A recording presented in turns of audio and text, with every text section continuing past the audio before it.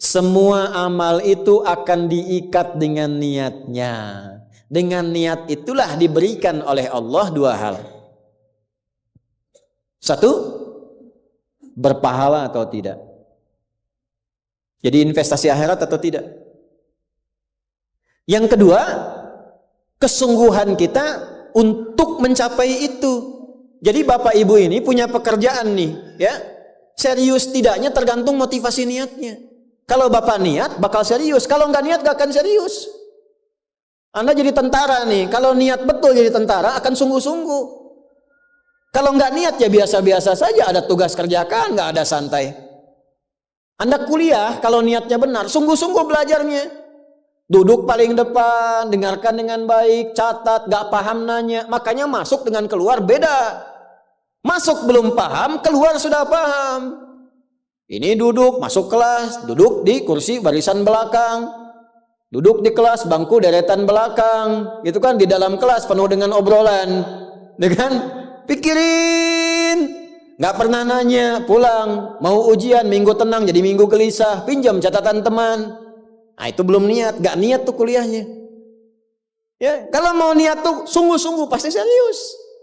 Jadi semua pekerjaan itu akan jadi tercapai hasilnya kalau sungguh-sungguh, kalau serius. Serius. Ya, jadi kalau melamar sekali ditolak, kedua kali terus, 3 kali, 4 kali. Ya, kalau tidak ada di tempat itu, cari tempat lain. Ada seorang pemain biola tingkat tinggi, itu biolanya saja harganya puluhan miliar. Kalau sekali konser, itu tarif konser biola itu bisa di atas 1-2 miliar. Tiba-tiba dia coba iseng ngamen di pinggir jalan. Ya, jadi kalau kita di kereta di New York itu ada stasiun, di situ suka ada yang ngamen-ngamen itu. Iseng beliau ngamen, gak ada yang tahu kalau itu pemain biola termahal di dunia. Begitu memainkan musiknya, bagus musiknya, yang dikasih cuma recehan. Sekian sen. Dapatnya berapa? Ya cuma sekian dolar, 4-5 dolar aja. Padahal ini kalau manggung tarifnya bisa 2 miliar. Tapi analisis komentarnya sangat luar biasa. Ternyata manusia itu, perhatikan, kalau ingin sukses harus pandai menempatkan diri. Dia dihargai murah itu karena di tempat yang memang tidak mengetahui siapa dia. Ketika dia menempatkan diri pada tempatnya, maka berharga nilainya di hadapan Allah. Jadi kalau Anda di satu tempat dianggap tidak bernilai, cari tempat lain. Mungkin di situ bukan tempat yang layak bagi Anda untuk menunjukkan siapa Anda. Tapi mesti serius. Itulah sebabnya ada sa'i. Apa itu sa'i? Ayo rali-rali kecil. Terus lari-lari besar apa? Maraton. Sa'i dari kata sa'a, artinya sungguh-sungguh, serius mencapai peluang, naik ke atas bukit untuk melihat dengan jernih, karahmah, ya, lihat dari sofa sampai marwah dengan sifat rahmah. Marwah itu puncak tertinggi yang ingin diraih. Maka gunakan dengan sa'i, sungguh-sungguh serius. Kalau lihat peluang kejar walaupun dengan berlari. Kalau nyampe nggak ketemu, balik lagi. Walaupun sampai bolak-balik. Pada akhirnya pasti ditemukan yang cocok dengan kita. Sungguh-sungguh. Nah ini Jadi kalau Anda ingin serius, ingin sukses, ya, mencapai sesuatu apapun serius. Yang sekolah serius nih. Ya. Perwira-perwira masuk mau sekolah serius. Ya, jangan mengandalkan joki. Ayo serius supaya ilmunya benar. Ya, urutkan. Anda juga sama nih yang di kampus-kampus dan sebagainya tuh. Ya, kuliah yang betul. Kan mau Indonesia emas tuh 2045. Bagaimana bisa dapat emas kalau nggak sungguh-sungguh?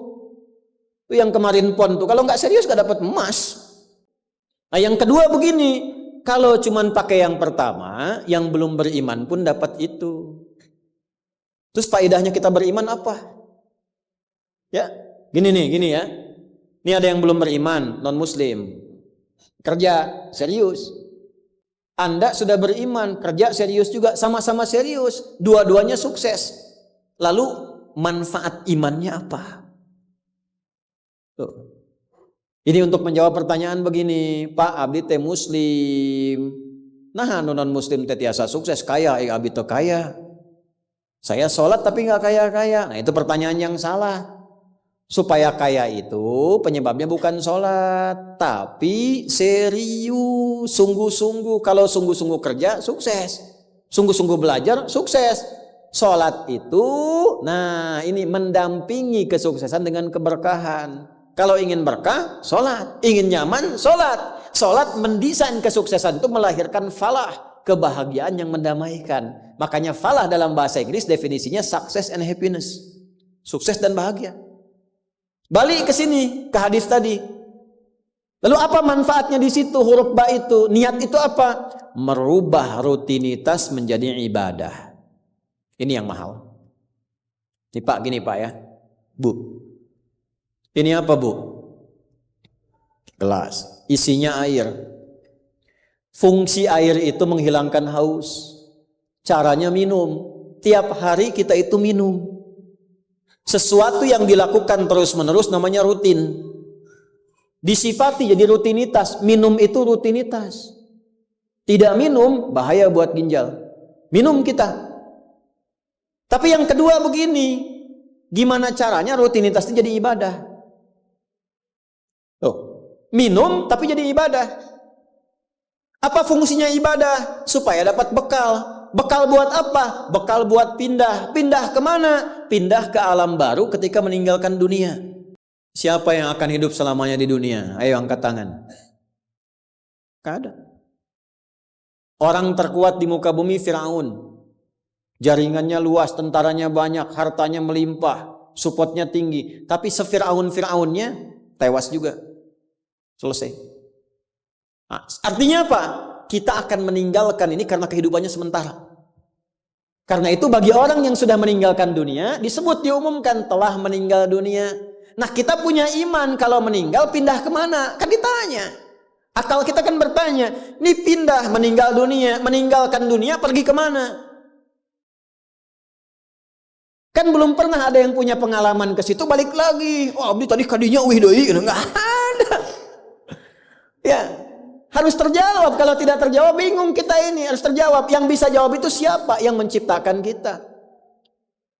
Tanggung jawab. Harus memberikan keterangan. Karena itu kalau ada kitab suci menerangkan dengan sempurna. Setelah di dunia ke sini keadaannya begini, bekalnya begini, dari situ ke sini prosesnya begini. Ini menunjukkan kitab suci itu benar dan sumbernya dari Sang Pencipta. Dan berita baiknya, Alhamdulillah. Alhamdulillah, silahkan riset, silahkan komparasikan. Secara ilmiah, riset. Hanya Al-Quran yang menerangkan itu dengan sempurna. Dari dunia pindahnya ke sini. Alamnya disebut dengan kubur. Pemisahnya disebut barzah. Di dalamnya ada begini. Dijelaskan oleh Nabi rinci. Kalau begini, begini. Kalau begitu, begitu. Selesai itu nanti bertahap seperti ini. Terjadi kiamat begini. Rinci. Kalau itu karya manusia, mustahil ada satupun manusia yang bisa berbuat seperti itu. Kita mau pindah nih, sekarang kita pakai logika yang betul. Hukum pindah itu harus bawa bekal. Ini yang ngaji semua di sini, enggak semuanya orang Bandung, orang Jakarta. Tuh. Ya, Soreang mana Soreang? Masih subuh nanti pas maghrib Soreang tuh. Ya, Purwakarta mungkin kan? Ini enggak semua orang Bandung ini. Apakah Anda bisa nyampe ke sini kalau enggak ada bekal? Dari Bandung mau ke Jakarta mesti ada bekal. Beli tiket pakai kereta api cepat. Ya, kereta cepat, wush, tiketnya bekal. Pakai pesawat, bekal. Hukum mengatakan setiap pindah tempat mesti ada bekal. Ini Anda, saya, kita mau pindah dari dunia minimal transit ya waiting roomnya di alam kubur. Mau pindah, pertanyaannya bekalnya apa? Kan pindah tempat. Semakin berpindah tempatnya, semakin beda hukumnya. Ini kita di Indonesia mau transit ke Malaysia, apa dikira mata uangnya sama? Tidak, hukumnya pun nggak sama. Orang Indonesia ke Singapura, hukumnya beda. Oh bisa rapi, di jalan rapi, nggak ada buang sampah sembarangan, gitu kan? Pulang lagi ke Soreang, nggak bala deui, gitu. Hukum beda, ketatnya nggak sama. Ke Amerika lebih jauh lagi, nggak laku rupiahnya, tukar dulu dari sini, baru dolarnya nyala. Pindah tempat beda hukum. Toilet di kota Bandung dengan toilet di Lebak Bulus bisa beda. Ya. Nih bang 1.000, kok 1.000 bang? 2.000. Biasanya juga 1.000. Anda di mana? Lebak Bulus. Sini Bandung pak. Ya, bisa beda hukum. Maka Anda jangan berharap di alam kubur itu hukumnya bisa sama dengan hukum di dunia. Pasti beda. Tetap pertanyaannya sama. Bekalnya apa? Cuman 2 lembar 2 kain. Ibu tambahan 1 bu, kerudung ibu 3 tuh.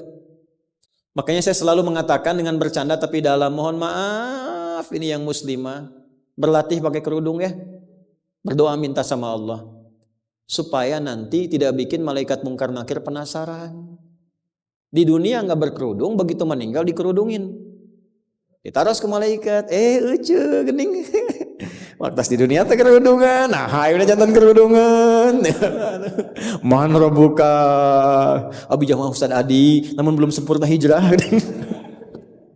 Pelan-pelan, jangan dihukumi dulu. Dia sujud itu sudah luar biasa. Dia belum taat pada satu bagian, tapi taat pada bagian yang lain. Kita doakan, support. Jangan langsung tiba-tiba, nggak taat, dosa, neraka. Nah, kamu neraka, kumaing wes, repot kalau gitu tuh, ya. Balik lagi, dikembalikan pada kebiasaan, pada kebaikan. Nah, sekarang mau pindah ke alam kubur, bekalnya apa? Kan mesti jelas. Baju sudah beda, nggak bisa dibawa, itu sudah fitrah Pak. Bapak punya warisan banyak, ditinggal. Nggak ada yang mau ikut, semua ditinggal. Anak-anak tuh sudah catat warisan bapak apa saja. Ibu sesayang-sayangnya nggak akan ikut bu. Bapak jangan tinggalkan saya. Terus kata yang nguburnya, ayo ibu mangga atau mau ibadah ngiringan, nanti aja.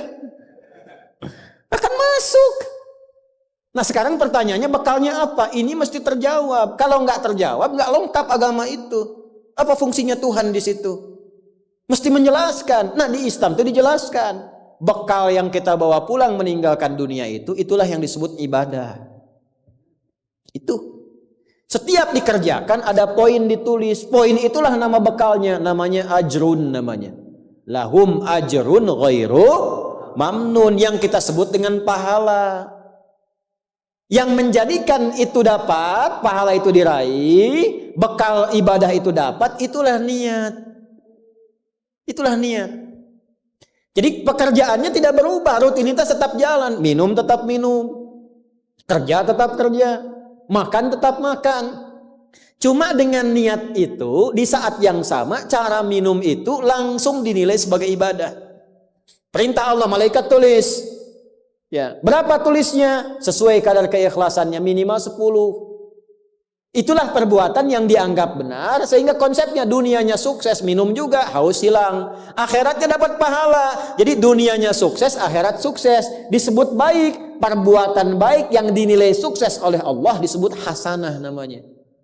Makanya kita berharap dunia jadi hasanah, akhirat dikonfirmasi hasanah itu jadi pahala.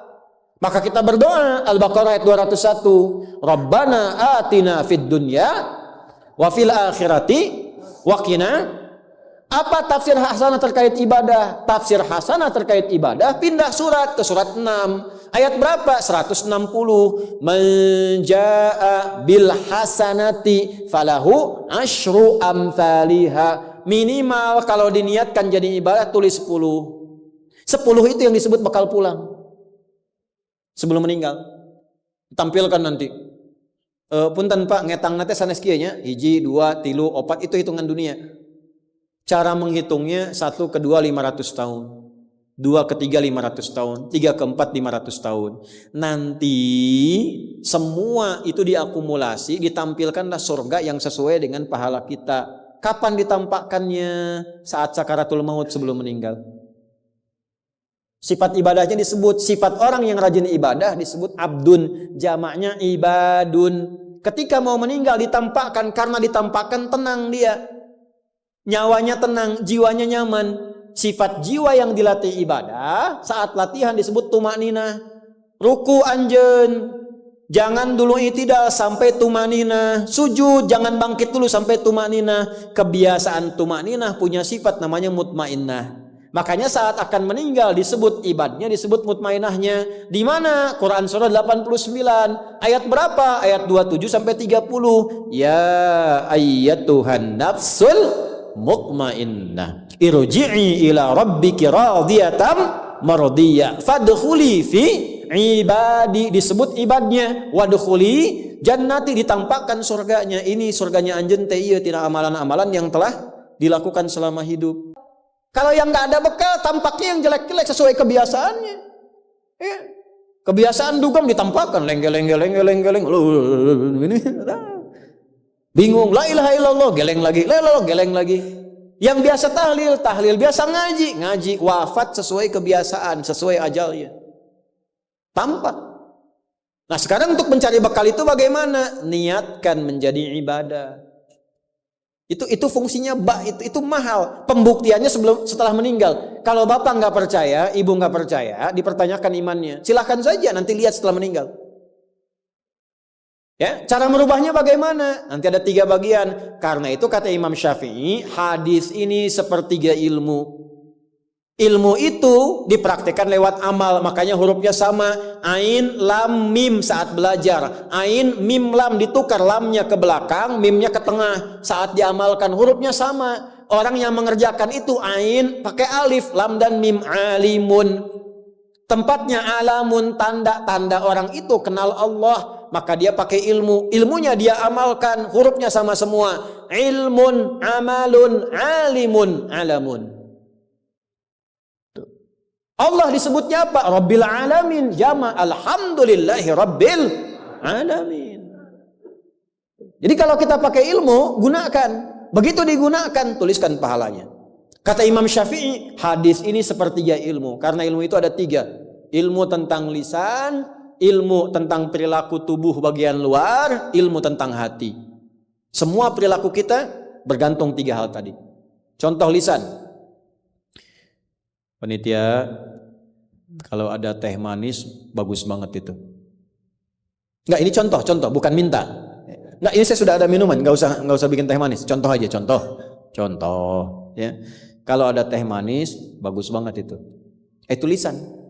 Begitu lisan keluar, panitia langsung mikir, aduh, enggak dibikin tadi katanya.